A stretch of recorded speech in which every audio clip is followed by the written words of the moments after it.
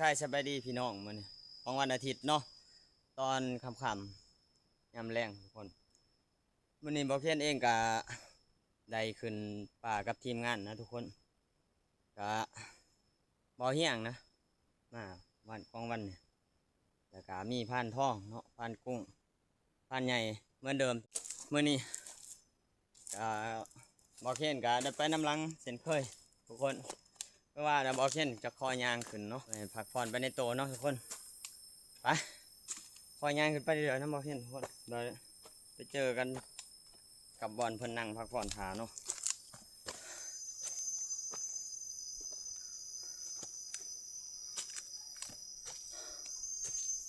บรรยากาศยามแรงพักผู้ทุกคนก็จะประมาณนี้เนาะ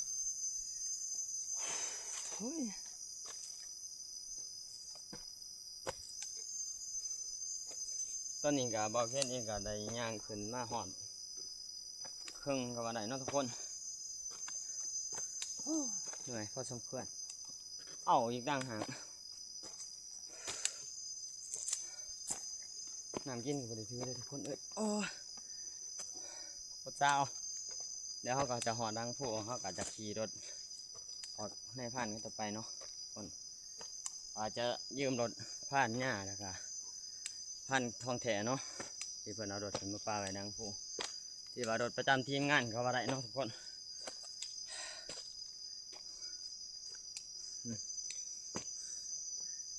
วิวด้านหลัง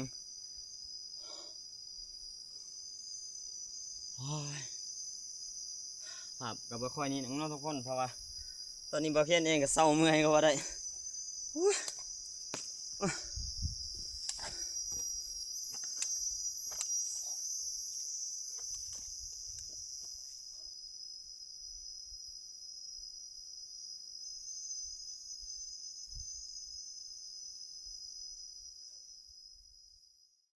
ที่ขึ้นลากท้ายโมมันนี่ก็โมมีแต่บ่เพียนนะทุกคนอีกคนหนึ่งก็คือพานเฮียงทุกคนเข้าแหงเมื่อยกูตัวไปลุยผ่าหลายเดือนนะทุกคนจะว่าเป็นปีพอแล้วที่ว่าทางบ่อเคนเองกะบ่ได้ห่วมทางกับพานเฮียงวันนี้กะตั้งแต่สมัยเก็บบักจองเนาะทุกคนเมื่อก่อนเฮาจะไปเก็บบักจองกับพานเฮียงเนาะคนแหละที่ว่าคลิปสุดท้ายเนาะที่บ่อเคนได้ไปห่วมทีมงานมาแล้วก็แล้วด้วยเท่ามือนี่ทุกคนเพิ่งจะได้มาห่วมเป็นผู้หากินกับบ่อเฮียงก็คือครั้งแรกเนาะ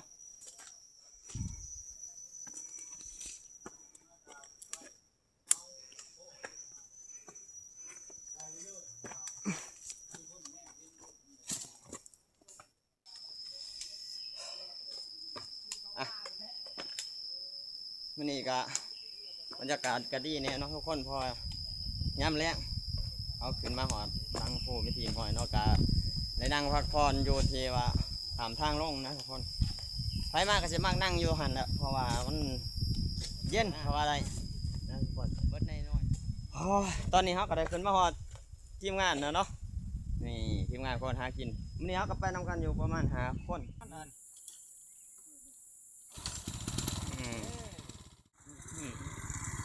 ไป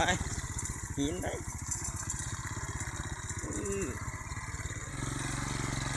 อย่านี่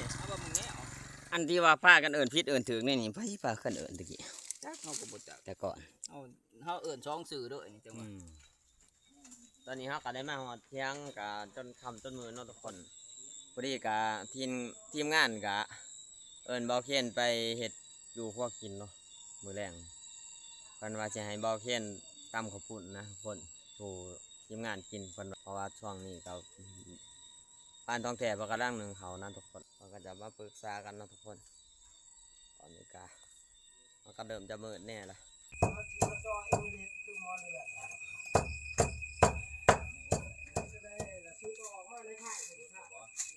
เอาอีกจังเลยจักหน่อยเนาะ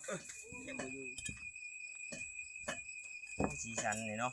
ตอนแรกเลยจะส่งเสียกินตอนกลัวแล้วคักเลยเหนื่อยเนาะนี่ต กินเพ้อเนาะตัวที่ว่าบ่เคนเองทำสู่ทีมงานกินเนาะทุกคน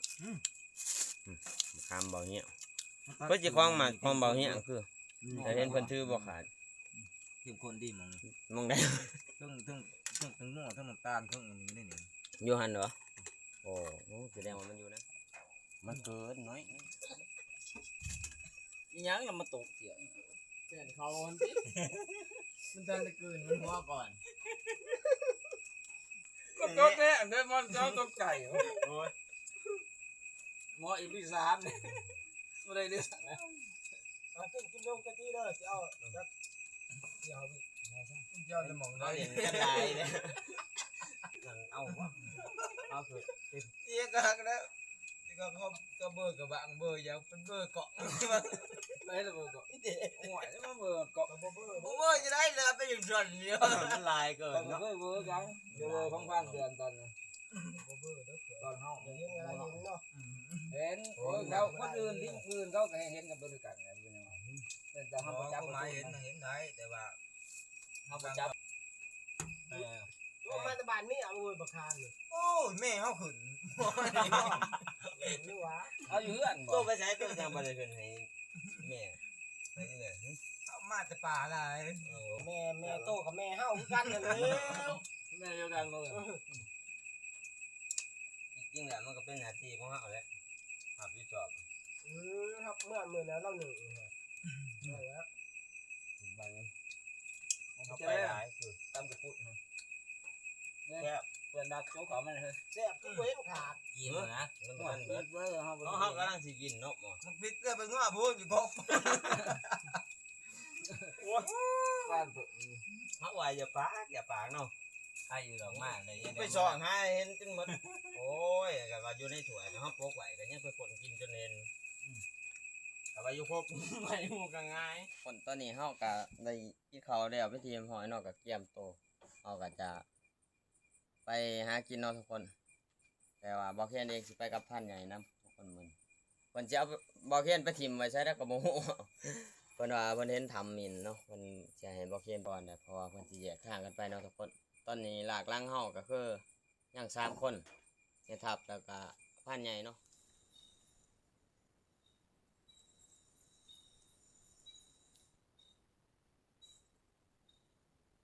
เราจะเลาะหาเบิ่งไก่เนาะทุกคน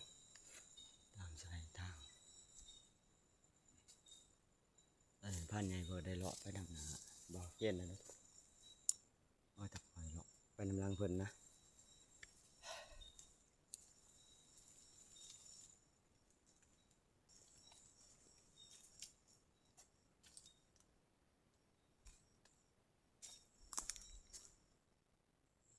โตอยู่นี่เนี่ยเพราะว่าโมกับนางน้ำนี่เที่ยวดีแท้ๆเอากระสิขึ้นไปดักอยู่เพิ่งคนแหละนี่เป็นผู้อู้นี่มันลอยเลยเด้อมันมาอะไรมันเที่ยวประจำทางเส้นนี้เขามาเที่ยวก่อนมันก็เที่ยวนี่ไปมันไปก่อนบัดนี้ ไปคือว่ามือเช้าพอกันอยู่เที่ยงพุ่นเนาะ หรือว่าคาถาพ่นตกนี่โตไปทานอนทาอยู่เที่ยงโกด พันใหญ่ เด้อ พันป่าเนาะ เที่ยงพัดป่านี่แหละไก่นี่ อันสันตอนนี้เฮากะได้แยกกับพันใหญ่แล้วเนาะทุกคนมีแต่ว่าเฮาสิผูกอูบอนที่เฮาบอกกับพันใหญ่นะทุกคนแต่ว่าอันคือว่าเอาเขาลองพังไปเรื่อยๆนะทุกคนตามสถานการณ์นะถ้าว่าพออยู่บ่เคนก็จะอยู่นะทุกคนถ้าบ่พออยู่กับบ่เคนอาจจะเมื่อกลางคืนหรือว่าย่ำมื้อเสาร์นะทุกคนถ้าว่ามันบ่เคนก็อาจจะทารัดเสาร์หรือว่าอันนั้นมาเลยตอนช่วงพุ่นละทุกคนนี่ก็เป็นเวลาที่1เนาะแต่ว่าบ่เคนได้บอกในช่วง12 โมงเนาะมันยางมาไปถึงเรา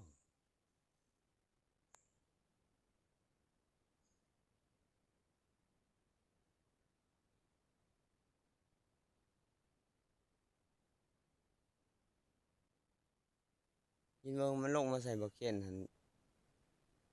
แต่ถึงซะแต่ทั้งหลังเราลงมา โอเคหรือพังเมื่อคืนยังหูพังเหรอพังอีกหนึงก็คือบ่แม่นเสียงอืมบ่เปิดก็มันบ่เขียนเสียมันก็ผลก็ย่อยเนาะทุกคนอืมพังเฮิงไปนะบ่เขียนก็เลยว่าสิหนึ่งหัวลงนอนก็สิได้ยินเสียงเพิ่นย่างคัดนะทุกคนมันก็เข้ามาใกล้แน่ย่างเกี่ยวอูบ่เห็นเกินบ้าบ่เห็นปึ๊กเสียงเอาซะไก่ไผเบิ่งเยี่ยงเบิ่งใกล้เพิ่นอีกเพิ่นก็มัน มันเห็นตาเพิ่นเมื่อกี้น่ะตามันสิแล่นแว๊บๆบ่เห็นหั่นเพิ่นก็อยากอยู่รูปแหน่จักหน่อยเนาะเห็นแยงเห็นก็ยังบ่แม่นว่าตามหูหยังทุกคนก็เรื่องจ่านี่ก็ก่อนสิได้หูเมื่อนี่ บ่เห็นตื่นไก่ขัวมันมาห้องอยู่ไกลๆอู่บ่เห็นเองฉันบ่เห็นก็บ่ฮู้เมื่อดอกทุกคนลงมาแต่ว่าพันใหญ่ก็จมที่ได้เนาะ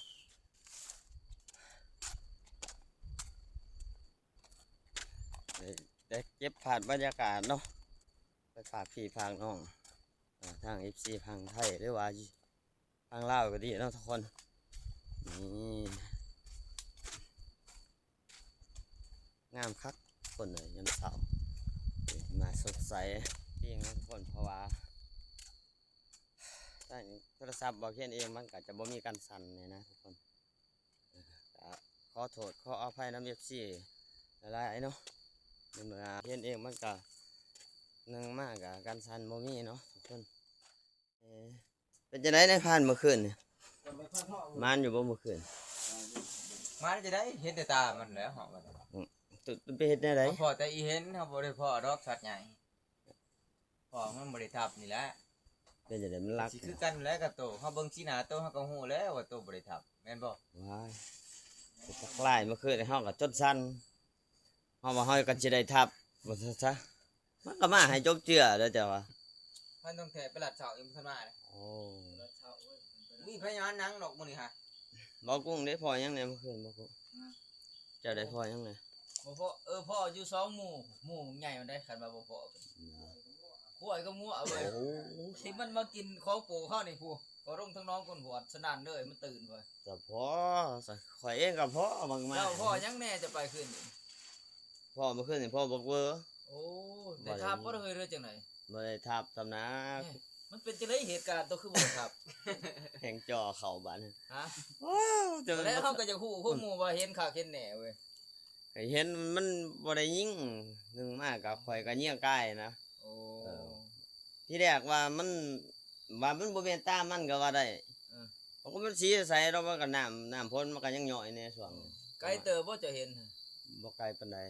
มันยางอะเด้ มันยางรวยมันก็เนี่ยเฮาว่าเฮาสิทกเลยนะแต่ว่ามันบ่ทัน โอ้ ถูกใส่อู โอ้พอดี มันเข้าใกล้จะเติบบ่ ใกล้เติมแล้วพอดีในระยะยิ่ง หมอเกิบนั่นหมอเบิ่งแล้วหมอนอนเพิ่นคือ เกิบ แจ้งอ่ะ กึบบ่แม่นเบิดนิดเดียวบ่เคยโอ้ตาย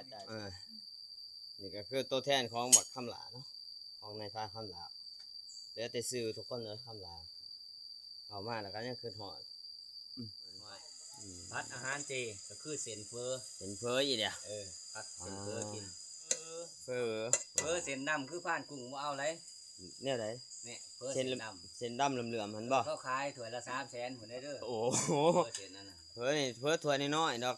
เนาะ กินละเมื่อได้เพิ่น กินบ่เบิดจักเทื่อได้เฟอ กิน ตั ละ ว เมื่ นั้ อน ได้กับเพิ่น กินแล้วเมื่อยไปแต่ผ่านทองเป็นผู้ผัดเฮ้อกินข้าวน้ำกัน ห้องท่าน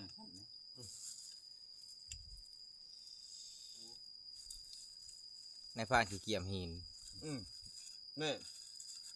ตัวนี้ใช้ยากของโอเลี้ยงตังให้ นี่อยู่เตี้ยประมาณ10โลนะครับเงาะอยู่ก้นเปื่อย เลี้ยงท นั่นนี่ในจ่าผู้มันแล้วคนเปื่อยให้บ่เห็น ม ว่าตัวสิบ่จักแหละลงแหละโน เราหลงตีนเราตั้งไปเมื่อคืนแม่นบ่พันกุ้ง ดังดงหั่นแหละ แล้ แล้ว ว ก็ บ่ ไป ไป ลงแล้ว เดี๋ยวบ่ช่วงนั่น น้องกดหัวเด้อ แทนที่ว่าสิเอิ้นหมู่ยังให้หมู่ยิ่งเปิดแม่นแล้วเนาะข่อยลือ ดื้อนะเว้ย นี่คือแผงโซลาร์เซลล์เนาะไฟสำรองของทีมงานของทหารเนาะทุกคนที่เขาใส่ประจำวันคือใส่ไฟสำรองเนาะทุกคนพอได้สากแบตโทรศัพท์เนาะหรือว่าสากไฟสายส่องกลางคืนเนาะหลังจากเขากินข้าวละกินข้าวกินน้ำแล้วเนาะบาวเคนเองก็จะสิพาคลิปไปซ้ำนี้ก่อนนะทุกคนเพราะว่ามันก็สวยกว่าใดเนาะเพราะว่ามื้อนี้เขาก็จะออกไปว่าแล่นตามเคยนะคลิปนี่นะกับภารกิจของทีมงานคนหากินก็ถือว่าประมาณนะทุกคนเมื่อคืนนี้บาวเคนเองก็ได้เฮ็ดสุดความสามารถคือว่า